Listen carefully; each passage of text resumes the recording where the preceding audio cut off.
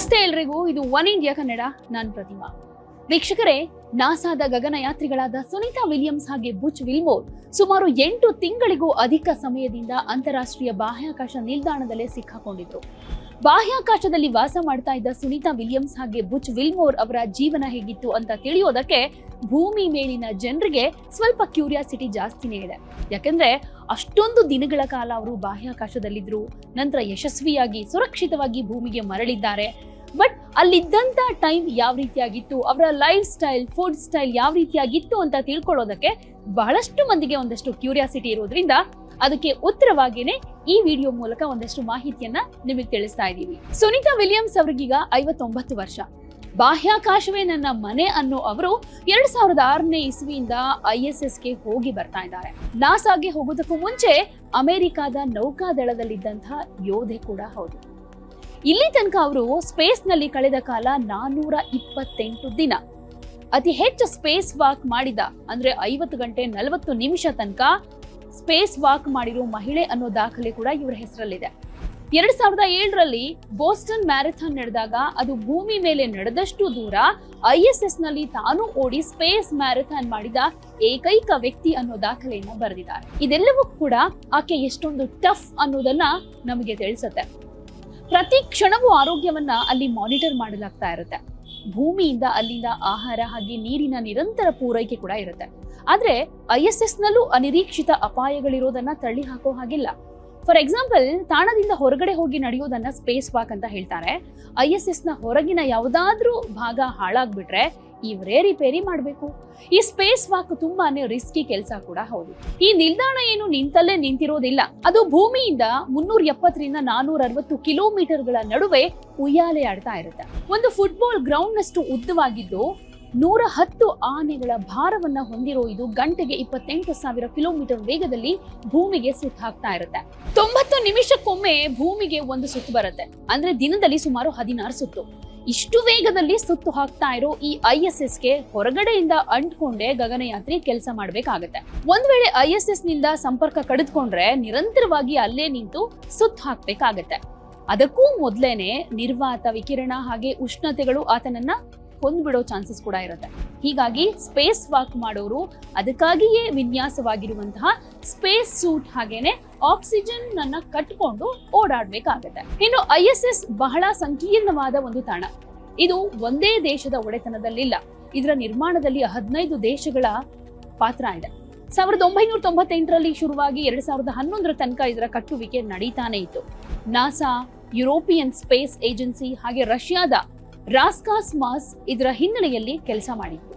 ಭೂಮಿ ಮೇಲೆ ಒಂದೊಂದು ಭಾಗವನ್ನು ಸೂಕ್ಷ್ಮವಾಗಿ ನಿರ್ಮಿಸಿ ಅದನ್ನ ಯಾವುದೇ ದೋಷ ಇಲ್ಲದಂತೆ ಪರೀಕ್ಷೆ ಮಾಡಿ ಅವುಗಳನ್ನ ಗಗನನೌಕೆಗಳ ಮೂಲಕ ISS ನತ್ತ ಉಡಾಯಿಸಿ ಅಲ್ಲಿ ಅವುಗಳನ್ನ ನಿಲ್ದಾಣಕ್ಕೆ ಜೋಡಿಸಿದ ಕೆಲಸ ಮನುಷ್ಯನ ಬುದ್ಧಿಮತ್ತೆ, ಇಂಜಿನಿಯರಿಂಗ್ ತಂತ್ರಜ್ಞಾನ ರೀಚ್ ಆಗಬಹುದಾದಂತಹ ಒಂದು ಅಸಾಮಾನ್ಯ ಸಾಧ್ಯತೆ ಅಂತಾನೆ ಹೇಳ್ಬೋದು. ಇನ್ನು ಅದು ವಿಕಸನಗೊಳ್ತಾನೆ ಇದೆ. ಇನ್ನು ಗಗನಯಾತ್ರಿಗಳು ಅಲ್ಲೇನ್ ಮಾಡ್ತಾರೆ ಅನ್ನೋ ಪ್ರಶ್ನೆ. ವಿವಿಧ ವಿಜ್ಞಾನ ಪ್ರಯೋಗಗಳನ್ನ ನಡೆಸೋದು ಹಾಗೆ ISS ಅನ್ನ ನಿರ್ವಹಣೆ ಮಾಡೋದು, ಹಾಳಾದ್ರೆ ದುರಸ್ತಿ ಮಾಡೋದು ಗಗನಯಾತ್ರಿಗಳ ಕೆಲಸ ಆಗಿರುತ್ತೆ. ದೀರ್ಘಕಾಲಿಕವಾಗಿ ಮಾನವ ಬಾಹ್ಯಾಕಾಶದಲ್ಲಿದ್ರೆ ಆತನ ಆರೋಗ್ಯಕ್ಕೆ ಏನಾಗುತ್ತೆ ಅನ್ನೋದು ಇಲ್ಲಿ ಸಂಶೋಧನೆಯ ಒಂದು ಪ್ರಮುಖವಾದ ವಿಷಯ ಕೂಡ ಹೌದು. ಇದು ಚಂದ್ರ ಅಥವಾ ಮಂಗಳನಂತಹ ಸೌರವ್ಯೂಹದ ಇತರ ಗ್ರಹ ಉಪಗ್ರಹಗಳನ್ನ ಅನ್ವೇಷಣೆ ಮಾಡೋದಕ್ಕೆ ಪ್ರಯಾಣ ಮಾಡುವಾಗ ತುಂಬಾನೇ ಅಗತ್ಯವಾಗಿರುತ್ತೆ. ಯಾಕಂದ್ರೆ ಯಾವುದೇ ಗ್ರಹದ ಅಂಚು ತಲುಪೋದಕ್ಕೆ ಸುದೀರ್ಘ ಕಾಲಾವಧಿ ಬೇಕು. ಬೆಳಕಿನ ವೇಗದಲ್ಲಿ ಹೋದ್ರೂ ಸೌರವ್ಯೂಹದ ಅಂಚನ್ನ ತಲುಪೋದಕ್ಕೆ ಮನುಷ್ಯನಿಗೆ 106 ವರ್ಷಗಳು ಬೇಕು. ಇದರ ಜೊತೆಗೆ ಕೆಲವು ಸಸ್ಯಗಳನ್ನ ಬೆಳೆಯಲಾಗುತ್ತೆ. ಅಲ್ಲಿ ವ್ಯಾಯಾಮ ಹಾಗೆ ವೈಯಕ್ತಿಕ ಆರೈಕೆಗೆ ಕನಿಷ್ಠ 2 ಗಂಟೆಗಳ ವಿನಿಯೋಗ ಇದ್ದೇ ಇರುತ್ತೆ. ಸಾಂದರ್ಭಿಕವಾಗಿ ಬಾಹ್ಯಾಕಾಶ ನಡಿಗೆ ಅಥವಾ ಸ್ಪೇಸ್ ವಾಕ್, ಕೆಲವೊಮ್ಮೆ ಅಲ್ಲಿಂದಾನೇ ಮೀಡಿಯಾ ಅಥವಾ ಶಾಲಾ ಕಾರ್ಯಕ್ರಮಗಳಲ್ಲಿ ಭಾಗಿಯಾಗೋದು. ಈಗ ಸೋಷಿಯಲ್ ಮೀಡಿಯಾ ರೀಚ್ ಕೂಡ ಅಲ್ಲಿದೆ. ಸೊ ಬಾಹ್ಯಾಕಾಶದಿಂದ ಟ್ವೀಟ್ ಮಾಡಿದ ಮೊದಲ ಗಗನಯಾತ್ರಿ ಮೈಕ್ ಮಾಸಿಮಿನೋ 2009ರಲ್ಲಿ. ಅದು ISS ನಲ್ಲಿನ ಮಲಗೋ ಕೋಣೆಗಳು ಸಾಮಾನ್ಯವಾಗಿ ಸಣ್ಣ ಬಂಕ್ನ ಹಾಸಿಗೆಗಳ ತರ ಇರುತ್ತೆ. ಗಗನಯಾತ್ರಿಗಳು ತಮ್ಮನ್ನ ಗೋಡೆಗೆ ಕಟ್ಕೊಂಡು ಮಲಗ್ತಾರೆ ಅಥವಾ ವಾಲಿಕೊಂಡೇ ನಿದ್ರೆ ಮಾಡ್ತಾರೆ.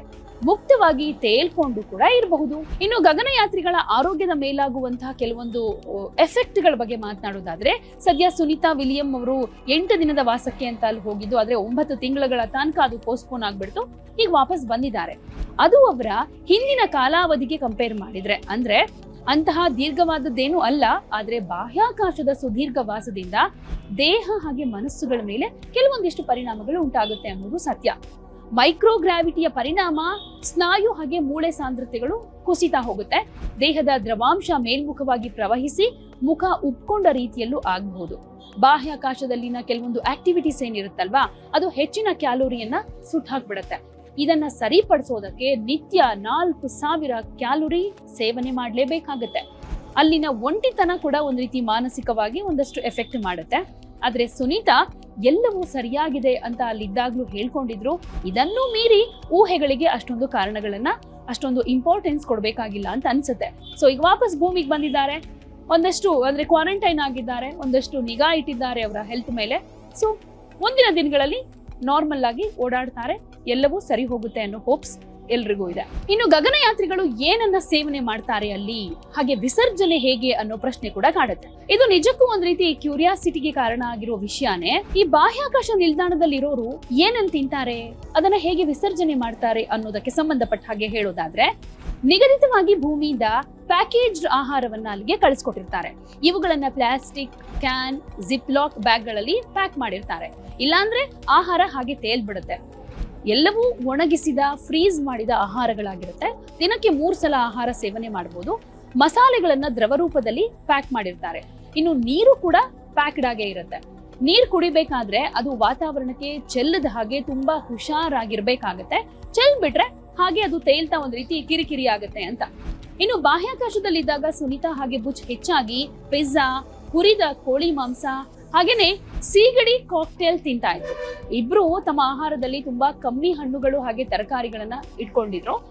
ತಣ್ಣನೆ ಆಹಾರವನ್ನ ಫುಡ್ ವಾರ್ಮರ್ ಬಳಸಿ ಮತ್ತೆ ಬಿಸಿ ಮಾಡಬಹುದಾಗಿತ್ತು. ಅವರಿಬ್ರು ದಿನಕ್ಕೆ 1.7 ಕಿಲೋಮೀಟರ್ ಲೋ ಗ್ರಾಮ್ಗಳಷ್ಟು ಆಹಾರವನ್ನ ತಿಂತಾರೆ ಅಂತ ನಾಸಾ ರಿವೀಲ್ ಕೂಡ ಮಾಡಿತ್ತು. ಭೂಮಿಯಲ್ಲಿ ತಿನ್ನುವಷ್ಟು ಆಹಾರವನ್ನ ಬಾಹ್ಯಾಕಾಶದಲ್ಲಿ ತಿನ್ನೋದಕ್ಕೆ ಸಾಧ್ಯ ಇಲ್ಲ. ಸುನೀತಾ ಹಾಗೆ ಬುಚ್ ವಿಲ್ಮೋರ್ ಅವರಿಗೆ ಬೆಳಗಿನ ಉಪಹಾರಕ್ಕಾಗಿ ಧಾನ್ಯಗಳು, ಹಾಲಿನ ಪೌಡ್ರು, ಪಿಜ್ಜಾ, ಸೀಗಡಿ ಕಾಕ್ಟೇಲ್, ಹುರಿದ ಕೋಳಿ ಮಾಂಸ, ಮೀನು ಸೇರಿದ ಹಾಗೆ ಈ ತರ ಬೇರೆ ಬೇರೆ ರೀತಿಯ ಆಹಾರಗಳು ಲಭ್ಯ ಇರ್ತಾ ಇದ್ವು. ಇಬ್ಬರಿಗೂ ಸಾಕಷ್ಟು ಕ್ಯಾಲೋರಿಗಳನ್ನ ಇದು ಒದಗಿಸುತ್ತೆ ಅಂತ ನಾಸಾ ಕೂಡ ಹೇಳ್ಕೊಂಡಿತ್ತು. ಆಹಾರ ಕ್ರಮದ ಜೊತೆಗೆ ವ್ಯಾಯಾಮವನ್ನು ಕೂಡ ಮಾಡ್ತಾ ಇದ್ರು. ಸ್ನಾಯುಗಳ ಆರೋಗ್ಯವನ್ನ ಕಾಪಾಡ್ಕೊಳ್ಳೋದಕ್ಕೆ, ಅವರ ಮೂಳೆಗಳನ್ನ ರಕ್ಷಣೆ ಮಾಡ್ಕೊಳ್ಳೋದಕ್ಕೆ ದಿನಕ್ಕೆ ಕನಿಷ್ಠ 2.5 ಗಂಟೆಗಳ ಕಾಲ ವ್ಯಾಯಾಮವನ್ನ ಮಾಡ್ತಿದ್ರು. ಇನ್ನು ವಿಸರ್ಜನೆ ವಿಷಯಕ್ಕೆ ಬಂದ್ರೆ, ಇದು ಹೇಗೆ ಅನ್ನೋದು ತುಂಬಾ ಮಂದಿಗೆ ಒಂದಷ್ಟು ಕ್ಯೂರಿಯಾಸಿಟಿ. ಯಾಕೆಂದ್ರೆ ಇಲ್ಲಿ ಓಪನ್ ಆಗಿ ಮಲಮೂತ್ರ ವಿಸರ್ಜನೆ ಮಾಡೋ ಹಾಗಿಲ್ಲ. ತಮ್ಮ ದೇಹದ ಆ ಭಾಗಗಳಿಗೆ ಹೀರುಗೊಳವೆಗಳನ್ನ ಕಟ್ಕೊಂಡೇ ಅವರು ಕೆಲಸ ಮುಗಿಸ್ಬೇಕು. ಅಂದ್ಹಾಗೆ ಅವರ ಮೂತ್ರ ಮತ್ತೆ ರೀಸೈಕಲ್ ಆಗಿ ಕುಡಿಯೋ ನೀರು ಅನ್ನಿಸ್ಕೊಂಡು ಮತ್ತೆ ಇವರ ಜಠರಕ್ಕೆ ಮರಳುತ್ತೆ. ಹೀಗೆ ಈ ನೀರು ರೀಸೈಕಲ್ ಆಗ್ತಾನೆ ಇರುತ್ತೆ. ಆದ್ರೆ ಇದರ ಘನತ್ಯಾಜ್ಯವನ್ನ ಮಾತ್ರ ಪ್ಯಾಕ್ ಮಾಡಿ ಭೂಮಿಗೆ ಕಳುಹಿಸಲಾಗುತ್ತೆ. ಇನ್ನು ಮಹಿಳಾ ಗಗನಯಾತ್ರಿ ಆಗಿದ್ದ ಕಾರಣ ಪೀರಿಯಡ್ಸ್ ಆಗ್ತಾ ಇರ್ಲಿಲ್ವಾ ಅವರಿಗೆ, ಪೀರಿಯಡ್ಸ್ ಆದ್ರೆ ಏನಾದ್ರೂ ಪ್ರಾಬ್ಲಮ್ ಅಲ್ಲಿ, ಈ ತರದ ಒಂದಷ್ಟು ಜನ ಪ್ರಶ್ನೆ ಕೂಡ ಮಾಡಿದ್ದಾರೆ. ಅದರಲ್ಲೂ ಈ ಬಾಹ್ಯಾಕಾಶದಲ್ಲಿ ವಿಶೇಷವಾಗಿ ಸೂಕ್ಷ್ಮ ಗುರುತ್ವಾಕರ್ಷಣೆಯಲ್ಲಿ ತಮ್ಮ ಮುಟ್ಟನ್ನ ಅವರು ಹೇಗೆ ಬ್ಯಾಲೆನ್ಸ್ ಮಾಡ್ತಾರೆ ಅನ್ನೋ ಪ್ರಶ್ನೆ. ಇದ್ರ ಬಗ್ಗೆ ಒಂದು ಮಾಧ್ಯಮ ವರದಿ ಕೂಡ ಮಾಡಿತ್ತು. ಮಹಿಳಾ ಗಗನಯಾತ್ರಿಗಳು ಸಾಮಾನ್ಯವಾಗಿ ಬಾಹ್ಯಾಕಾಶದಲ್ಲೂ ಕೂಡ ತಮ್ಮ ಋತುಚಕ್ರವನ್ನ ಪಡೆದುಕೊಳ್ತಾರೆ ಅಂತ. ಸೂಕ್ಷ್ಮ ಗುರುತ್ವಾಕರ್ಷಣೆಯಲ್ಲಿ ಮುಟ್ಟು ಸ್ವಲ್ಪ ವಿಭಿನ್ನವಾಗಿರುತ್ತೆ ಅನ್ನೋ ಆರಂಭಿಕ ಅನುಮಾನ ಇದ್ರೂ ಕೂಡ ಸಂಶೋಧನೆ ಮತ್ತು ವಾಸ್ತವಿಕ ಅನುಭವ ಇದು ಭೂಮಿಯ ರೀತಿಯಲ್ಲೇ ಬಾಹ್ಯಾಕಾಶದಲ್ಲೂ ಸಾಮಾನ್ಯ ಪ್ರಕ್ರಿಯೆ ಅನ್ನೋದನ್ನ ತಿಳಿಸಿದೆ. ಕೆಲವು ಜನರು ಮುಟ್ಟಿನ ರಕ್ತಸ್ರಾವ ಹಿಂದಕ್ಕೆ ಹರಿಯುತ್ತೆ ಅಥವಾ ಗಾಳಿಯಲ್ಲಿ ತೇಲುತ್ತೆ ಅಂತೆಲ್ಲ ಭಾವಿಸ್ತಿದ್ರು. ಆದ್ರೆ ಇದು ಗರ್ಭಾಶಯದ ಸಂಕೋಚನಗಳು ಹಾಗೆ ಕ್ಯಾಪಿಲರಿ ಕ್ರಿಯೆಗಳಂತಹ ದೇಹದ ಎಲ್ಲಾ ನೈಸರ್ಗಿಕ ಕಾರ್ಯಗಳು ಸರಿಯಾಗಿ ಸಂಭವಿಸೋದನ್ನ ಕನ್ಫರ್ಮ್ ಮಾಡುತ್ತೆ. ಬಾಹ್ಯಾಕಾಶ ನೌಕೆಯ ಒಳಗಡೆ ಮುಟ್ಟಿನ ರಕ್ತ ತೇಲ್ತಾ ಇರೋ ಅಪಾಯ ಇಲ್ಲ, ಯಾಕಂದ್ರೆ ಮುಂಜಾಗ್ರತಾ ಕ್ರಮವನ್ನ ತೆಗೆದುಕೊಳ್ಳಲಾಗಿರುತ್ತೆ. ಇನ್ನು ಮಹಿಳಾ ಗಗನಯಾತ್ರಿಗಳು ಮುಟ್ಟನ್ನ ತಡೆಗಟ್ಟೋದಕ್ಕೆ ಜನನ ನಿಯಂತ್ರಣ ಮಾತ್ರೆಗಳಂತಹ ಹಾರ್ಮೋನುಗಳ ಗರ್ಭ ನಿರೋಧಕಗಳನ್ನು ಕೂಡ ಆಯ್ಕೆ ಮಾಡ್ಕೊಳ್ತಾರೆ ಕೆಲವರು. ಇದು ಸುರಕ್ಷಿತ ವಿಧಾನ ಅಂತಾನೂ ಕೆಲವರು ಹೇಳ್ತಾರೆ. ಇದು ಮುಟ್ಟನ್ನ ನಿಲ್ಸತ್ತೆ, ಹಾಗೆ ದೀರ್ಘಾವಧಿಯ ಬಾಹ್ಯಾಕಾಶ ಪ್ರಯಾಣಕ್ಕೆ ಇದನ್ನ ಕನ್ಸಿಡರ್ ಮಾಡ್ತಾರೆ. ಇನ್ನು ಈ ಪೀರಿಯಡ್ಸ್ ಟೈಮ್ ನಲ್ಲಿ ಅದನ್ನ ತಪ್ಪಿಸ್ಕೊಳ್ಳೋದ್ರಿಂದ ನೈರ್ಮಲ್ಯ ಉತ್ಪನ್ನಗಳ ಅಗತ್ಯ ಕೂಡ ಕಮ್ಮಿ ಆಗುತ್ತೆ, ಸೀಮಿತ ನೀರಿನ ಸಂಪನ್ಮೂಲಗಳನ್ನು ಕೂಡ ರಕ್ಷಣೆ ಮಾಡಿದ ಹಾಗಾಗತ್ತೆ. ಹಾಗೆ ಸೀಮಿತ ಜಾಗದಲ್ಲಿ ನೈರ್ಮಲ್ಯವನ್ನ ಕಾಪಾಡಿಕೊಳ್ಳೋದು ಕೂಡ ಈಸಿ ಅನಿಸುತ್ತೆ. ಸೊ ಮುಟ್ಟನ್ನ ನಿಲ್ಲಿಸೋದಕ್ಕೆ ಬಯಸದೇ ಇದ್ರೆ ನೀವು ಭೂಮಿಯ ಮೇಲೆ ಮಾಡೋ ರೀತಿಯಲ್ಲೇ ಬಾಹ್ಯಾಕಾಶದಲ್ಲೂ ಕೂಡ ಅದನ್ನ ನಿರ್ವಹಿಸಬಹುದು. ನಾಸಾ ಪ್ಯಾಡ್ಗಳು ಹಾಗೆ ಟ್ಯಾಂಪೂನ್ಗಳಂತಹ ಸಾಮಾನ್ಯ ನೈರ್ಮಲ್ಯ ಉತ್ಪನ್ನಗಳನ್ನ ಒದಗಿಸುತ್ತೆ.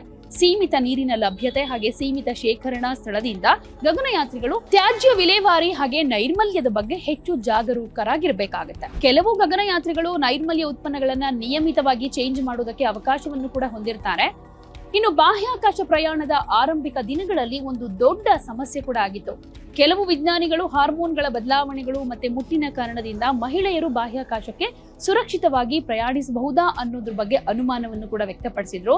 ಮಹಿಳೆಯರನ್ನ ಅನೇಕ ವರ್ಷಗಳ ಕಾಲ ಬಾಹ್ಯಾಕಾಶ ಕಾರ್ಯಕ್ರಮಗಳಿಂದ ದೂರ ಇಡುವುದಕ್ಕೆ ಇದು ಕೂಡ ಒಂದು ಕಾರಣ ಅಂತ ಕನ್ಸಿಡರ್ ಮಾಡಲಾಗಿತ್ತು. ಆದ್ರೆ ಈಗ ಎಲ್ಲವೂ ಕೂಡ ನಾರ್ಮಲೈಸ್ ಅನ್ನೋ ರೀತಿಯಲ್ಲಿ ಕಾಣಿಸ್ತಾ ಇದೆ. ಕಳೆದ 9 ತಿಂಗಳಿನಿಂದ ತೂಕವಿಲ್ಲದಿರೋ ಪರಿಸ್ಥಿತಿಗೆ ಒಗ್ಗಿಕೊಂಡಿದ್ದವರು ಈಗ ಇದ್ದಕ್ಕಿದ್ದ ಹಾಗೆ ಭೂಮಿಯ ವಾತಾವರಣದಲ್ಲಿ ಒಗ್ಗಿಕೊಳ್ಳೋದಕ್ಕೆ ಕಷ್ಟವಾಗುತ್ತೆ ಅನ್ನೋದು ಕೂಡ ಅಷ್ಟೇ ಸತ್ಯ. ಯಾಕೆಂದ್ರೆ 9 ತಿಂಗಳಾದ್ಮೇಲೆ ವಾಪಸ್ ಮರಳಿರೋದ್ರಿಂದ ಅವರ ಮೂಳೆಗಳು ಸ್ನಾಯುಗಳು ದುರ್ಬಲಗೊಂಡಿರುತ್ತೆ, ದೇಹದ ಕೊಬ್ಬು ಕನಿಷ್ಠ ಮಟ್ಟಕ್ಕೆ ಕಮ್ಮಿ ಆಗಿರುತ್ತೆ. ಭೂಮಿಗೆ ಮರಳಿರುವಂತಹ ಅವರಿಗೆ ಮೊದಲು ಆರೋಗ್ಯ ಪರೀಕ್ಷೆಗಳನ್ನ ಕೊಡಲಾಗುತ್ತೆ. ಅವರ ಮೂಳೆಗಳು ಹಾಗೆ ಸ್ನಾಯುಗಳನ್ನ ಬಲಪಡಿಸೋದಕ್ಕೆ ಔಷಧಿಗಳನ್ನು ಕೂಡ ಕೊಡಲಾಗ್ತಾ ಇದೆ. ಇಷ್ಟು ದಿನ ಅವರು ನಿಲ್ಲೋದಕ್ಕೆ ಸಾಧ್ಯ ಆಗ್ತಾ ಇರಲಿಲ್ಲ, ಹಾಗೆ ಕೂತ್ಕೊಳ್ಳೋದಕ್ಕೂ ಕೂಡ ಸಾಧ್ಯ ಆಗ್ತಾ ಇರಲಿಲ್ಲ. ಅಷ್ಟೇ ಯಾಕೆ ಮಲ್ಗೋದಕ್ಕೂ ಕೂಡ ಕಂಫರ್ಟೇಬಲ್ ಆಗಿರ್ತಿರ್ಲಿಲ್ಲ. ತೇಲೋ ರೀತಿಯಲ್ಲೇ ಇದ್ರು. ಹೀಗಾಗಿ ಅವರನ್ನ ಬೆಲ್ಟ್ ಧರಿಸಿ ಕೂರಿಸಲಾಗುತ್ತೆ. ಅದೇ ಬೆಲ್ಟ್ ಸಹಾಯದಿಂದ ಮಲಗೋ ಹಾಗೂ ಕೂಡ ಮಾಡ್ತಾರೆ. ನಿಂತಿರುವಾಗ್ಲೂ ಕೂಡ ಅವರಿಗೆ ಏನಾದ್ರೂ ಬೆಂಬಲವಾಗಿ ಕೊಡ್ತಾರೆ. ಸಾಧ್ಯವಾದಷ್ಟು ಬೇಗ ಈ ಪರಿಸರಕ್ಕೆ ಒಗ್ಗಿಕೊಳ್ಳೋದಕ್ಕೆ ಅವರನ್ನ ಹೆಚ್ಚಿನ ಸಮಯ ಈಜುಕೊಳದಲ್ಲೇ ಇಡಲಾಗುತ್ತೆ. ಇದು ನೀರಿನಲ್ಲಿ ತೇಲ್ತಾ ಇರೋ ಹಾಗೆ ಬಾಹ್ಯಾಕಾಶದಲ್ಲಿ ಇರೋ ಹಾಗೆ ಇರೋದ್ರಿಂದ ಅವುಗಳನ್ನ ನಿರ್ವಹಣೆ ಮಾಡೋದಕ್ಕೂ ಕೂಡ ಹೆಲ್ಪ್ಫುಲ್ ಆಗುತ್ತೆ. ಈ ಪ್ರಕ್ರಿಯೆ ಸುಮಾರು 3 ತಿಂಗಳುಗಳ ಕಾಲ ಇರುತ್ತೆ. ನಿಧಾನವಾಗಿ ಸಾಮಾನ್ಯ ಸ್ಥಿತಿಗೆ ಅವರು ಮರಳುತ್ತಾರೆ. ಆಹಾರಕ್ಕೂ ಕೂಡ ಇದೇ ಕ್ರಮವನ್ನ ತೆಗೆದುಕೊಳ್ಳಲಾಗುತ್ತೆ.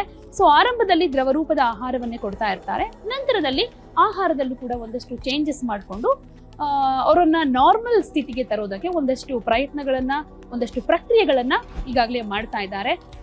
ಆದಷ್ಟು ಬೇಗ ಇವರು ಚೇತರಿಸ್ಕೊಳ್ಳಿ, ಮುಂಚೆ ಹೇಗಿದ್ರೋ ಅದೇ ರೀತಿ ಸಾಮಾನ್ಯವಾಗಿ ನಡೆದಾಡೋ ಹಾಗಾಗ್ಲಿ, ಹಾಗೆ ಇವರಿಂದ ಮತ್ತಷ್ಟು ಮಾಹಿತಿ ಜಗತ್ತಿಗೆ ಗೊತ್ತಾಗ್ಲಿ ಅನ್ನೋದೇ ಎಲ್ಲರ ಆಶಯ.